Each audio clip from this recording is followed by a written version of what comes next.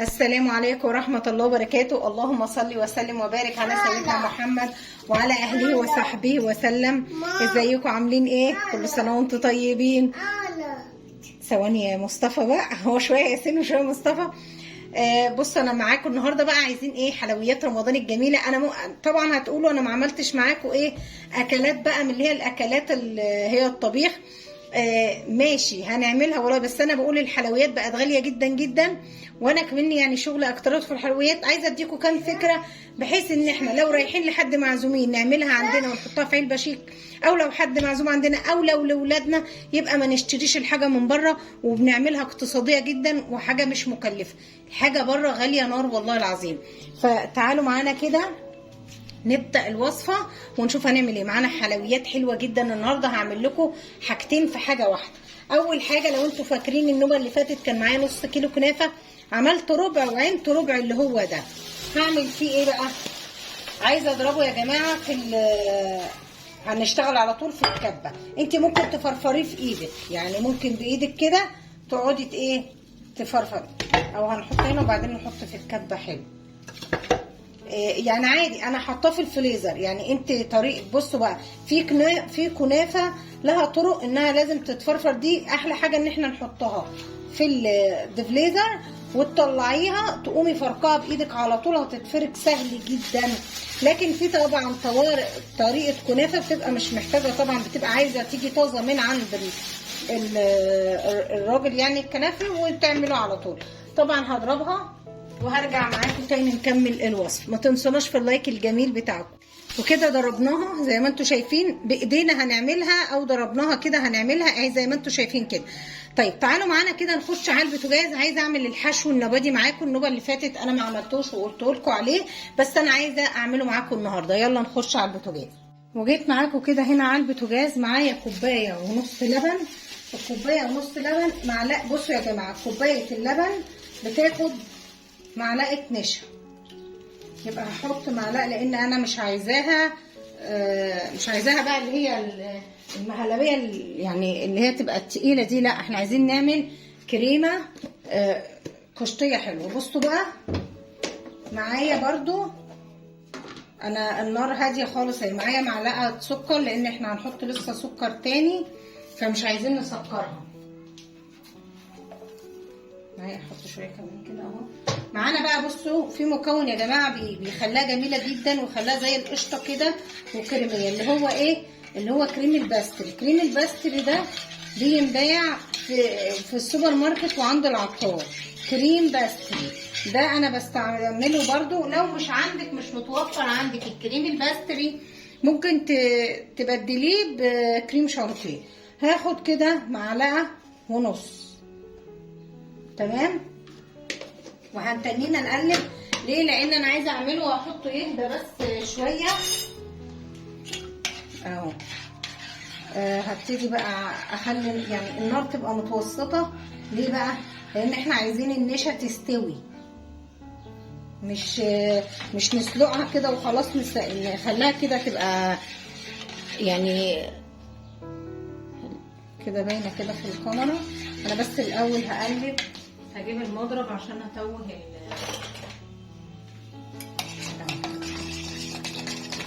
بس الكريم الباستري. انا حابه اعمل معاكم الخطوه دي عشان لما نبقى نعملها احسن ما نقولها. النوبه اللي فاتت في الوصفه الاولانيه طبعا انا قلت لكم كده بالبق، لكن لا، انا عايزه اعملها معاكم.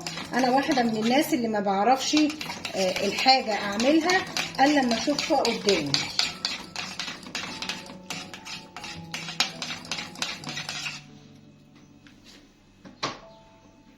اظبط الكاميرا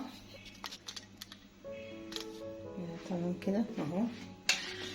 بصوا بقى، بتني ايدينا فيها لغايه ما هنلاقيها تلف معانا. بس انا عشان ما اطولش بس عليكم، انا ايه هنرجع تاني مع بعض اوريكم قوامها برضو قبل ما نبدا في الخطوه التانيه. ورجعت معاكم تاني. شايفين؟ بصوا ابتدت تبقبق كده. طالما بقبقت كده يا جماعه يبقى هي كده خلاص ايه استوت اهي، وهو ده القوام اللي انا عايزاه. هدفع عنها دلوقتي اهو وهسيبها تبرد عبال ما نكمل الخطوه اللي باقيه مع بعض. تنسوناش في اللايك الجميل بتاعكم. يلا نرجع تاني. ورجعت لكم تاني. معايا الصاج هنا، الصاج اللي هنعمل فيه مقاسه 30 في 40. هبتدي معايا كده اعمل بقى ايه. هجيب سمنه، معايا كوبايه سمنه هنا اهي. هنبتدي نعوص الصاج كويس قوي بالفرشه كده اهو. نعوصه كويس كده. طبعا بنبقى مولعين الفرن على درجة حرارة هادية. تمام اهو. لازم نغلفه بالسمنة عشان يطلع يعني يبقى حلو كده. نحطها هنا كده اهي. تعالي برضه انا عايزه اديها يعني سمنه بكفايتها. تمام خلاص كفايه كده. طبعا احنا هنا مش هنحط سمنه، مش هنحط في الكنافه سمنه زي ما عملنا النوبه اللي فاتت. هنعمل ايه بقى؟ هننزل فيها بمعلقتين سكر بودر. معلقتين سكر. السكر بيديها كرمله كده وتمسك في نفسها اهي. السمنه مش هنحطها دلوقتي. احنا طبعا هنحط سمنه لان هي الكنافه يعني امها السمنه، بس مش في المرحله دي. لان لو حطيتها هنا هتبتدي تعمل كتل كده واشكال كده مش حلوه، وتبتدي الحته تسيب اختها وتديكي ايه شكل مش لطيف. فاحنا هوريكم هنعمل ايه. هوريكم طبعا، خليكم معانا. وصفه جميله جدا بتنباع بره في المحلات غاليه جدا، واحنا نقدر نعملها بنص كيلو كنافه. عملت لكم وصفتين تحفه وعملت كميه حلوه يعني لاولادي، ان انا مش عملت لا عملنا حاجه كويسه. تمام اهو.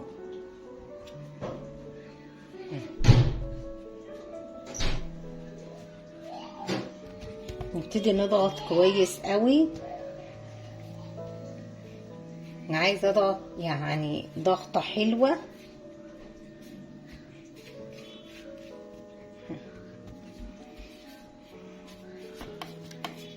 تمام يعني نظبطها بحيث ان ساعات بيبقى في ايه شويه كده، مثلا حته فيها شويه كتير وحته شويه صغيرين. لا احنا بقى نقدر احنا كده بالنظر نظبطها. انت حابه الكنافه كتيره في الوصفه دي مفيش مشكله، زودي عن النص عن الربع كيلو.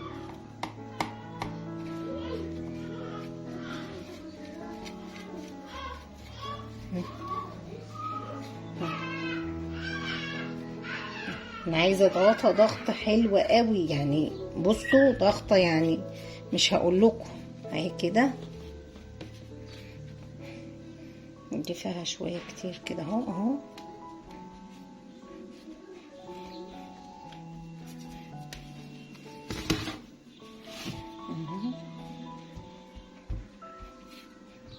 ظبطناها كده اهي.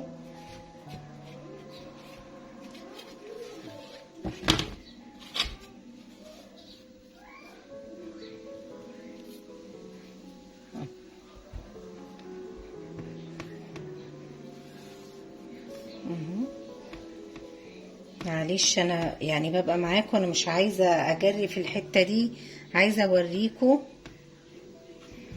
عشان لما تعملوها تطلع معاكم زي ما انتوا عايزين بالظبط. تمام كده اهي. احنا ضغطنا ضغطه كويسه جدا.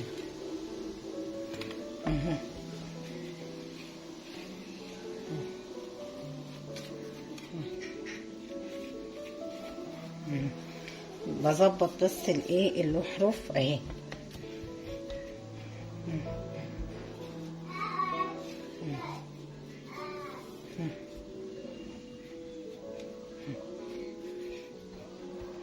هنعمل ايه بقى؟ هنجيب سمنه ونحط بقى في الوقت ده الايه السمنه اهي.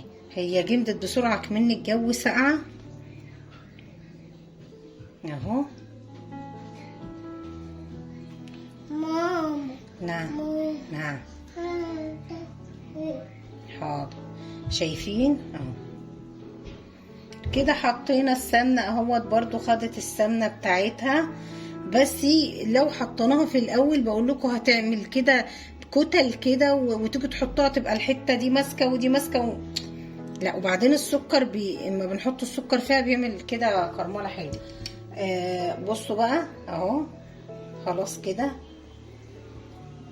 خدت سمنتها كويس. معايا هنا سوداني محمص وضرباه، بس بضربه ضرب يعني مش ان انا اخليه يطلع الزيت ويتعجن، لا بضربه ضرب ايه بسيط. سوداني بس يا جماعه مفيش غير كده. اظن السوداني يعني موجود في كل بيت او هتجيبيه، ما هوش غالي. مش هنقول مكسرات الغاليه دي بقى، لا. تمام اهو.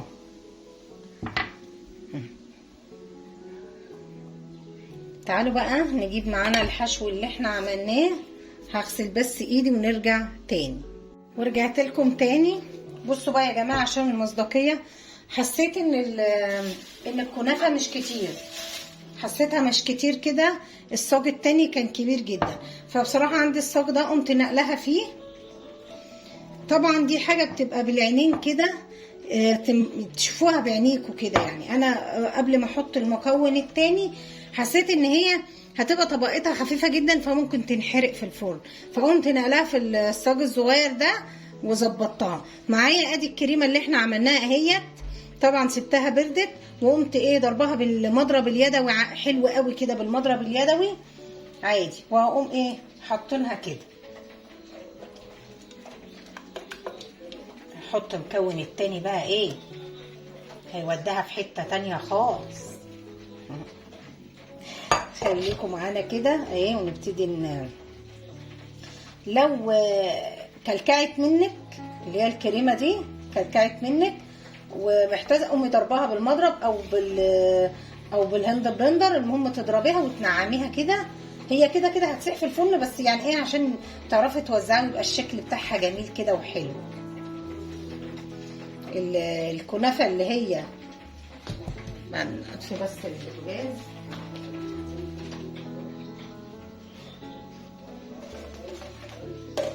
كنت بظبط السمنه عشان المكون التاني.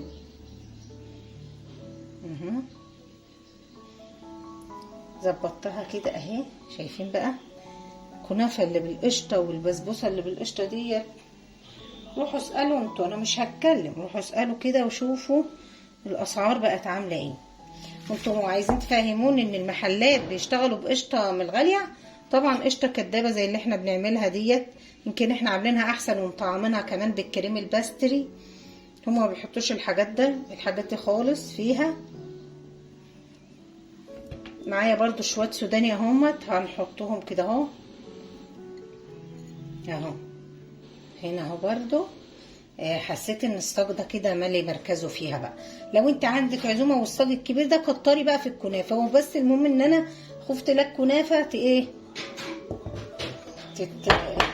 تتحرق مني. هجيب المكون التاني بقى، خليكم معايا.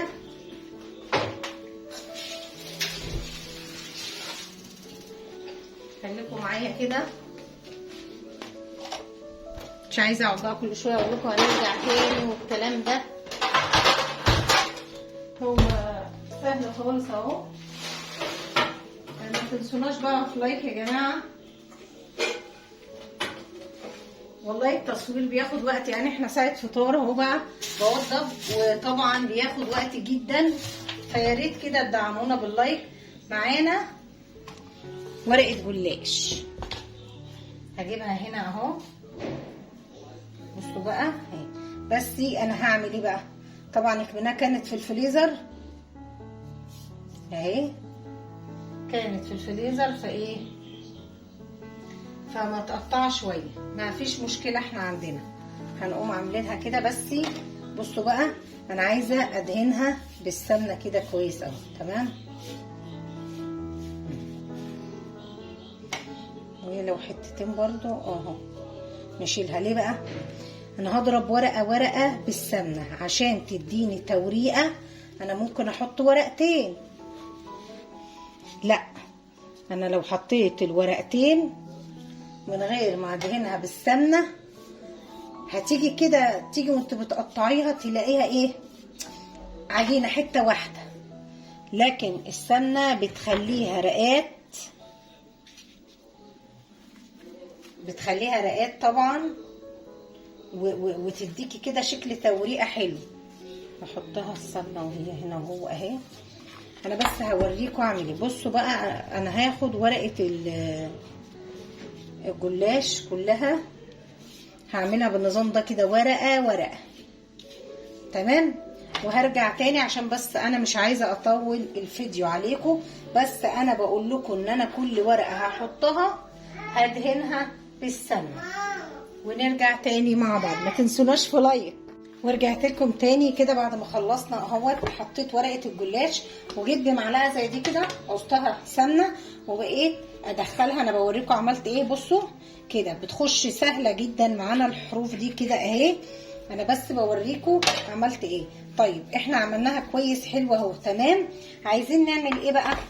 عايزين نقطعها، لان لازم يعني لازم نقطعها طبعا قبل ما تخش الفرن. والفرن طبعا والع، والشربات احنا عاملينه. الشربات كلنا عارفين لان بتبقى عايزه شربات بارد. الشربات عباره عن كوبايتين سكر وكوبايه ميه، ولما بيغلي بنديله عصره ليمونه وكيس فانيليا. هبتدي اقطع بالمسطره كده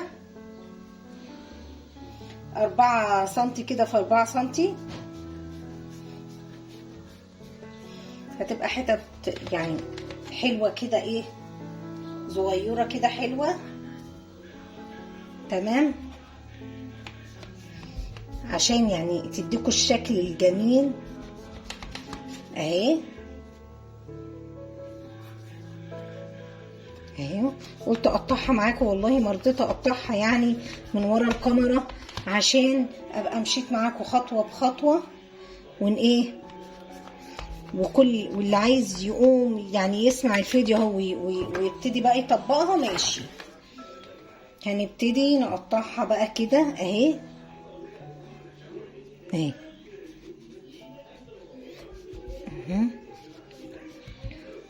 تمام كده.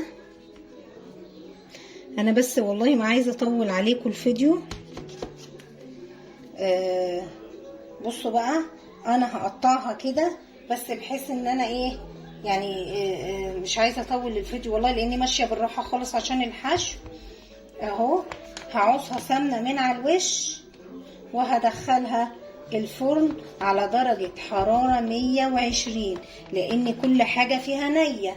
الكنافه فيها نيه وهو الجلاش والحاجه، فاحنا لازم ان احنا نحطها على درجه حراره مش عاليه. تمام. اهو خلاص انا هاخد دي كده بالموام اهي.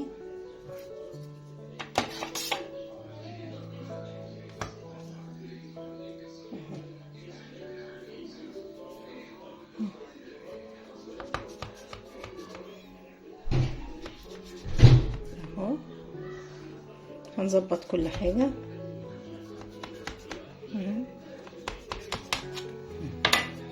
لازم نقطعها قبل ما تخش الفرن. هبتدي بقى، والخطوه دي اساسيه تظبطيها بالسمنه عشان تديكي اللون الحلو. ليه بقى؟ لان هي مش هنحط لها لا لبن ولا بيض ولا الكلام ده. اهي هنحطها بقى كله كده وارجع معاكم تاني بعد ما تطلع من الفرن، عشان بس وقت الفطار ونلحق نخلص. وكل سنه وانتم طيبين. ما تستخسروش فينا اللايك، عشان ياسين هيجي دلوقتي يقول لكم فين اللايك بتاع ماما. ماشي. يلا نرجع تاني. ورجعت لكم تاني بعد ما طلع من الفرن. شايفين الجمال؟ شايفين العظمه دي؟ معانا طبعا الشربات بارد زي ما قلنا، عايزين شربات يكون تقيل. هبتدي بقى اسقيه كده. تحفه بجد، شكله ما شاء الله عليه، حاجه كده فاخر من الاخر زي ما بيقولوا. حاجه بنشتريها بالغالي قوي من بره واحنا نقدر نعملها يعني باقل التكاليف.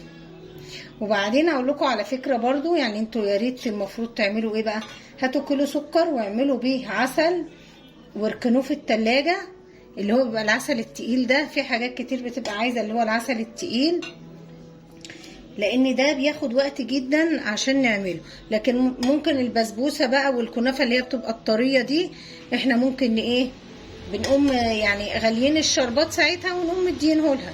لكن ده العسل التقيل بياخد وقت. عايزه بس اوريكم جمالها وطعمتها، شكلها تحفه من وهي في الفرن كده، وانا يعني مبهوره. تعالوا كده ايه، عايزين نزينها بحاجه كده يعني تظبطها كده. يعني هنسيبها معانا بقى ايه، عشق الملايين الفستق الكداب. الفستق الكداب ده يعني بصراحه بينفع الواحد في كل التزيينات، وبيبقى جميل جدا جدا. ده انا مش ملونه قوي، كان اللون خلص يعني، انا كنت عملتهم شويه، وبيعوز طبعا لون اخضر، بيعوز ريحه البندق. هو سداني، بيبقى سداني وبنفرمه ونحمصه. يعني انا ممكن ابقى اصوره لكم لو انتوا عايزين، قولوا لي بس وانا اعمله لكم.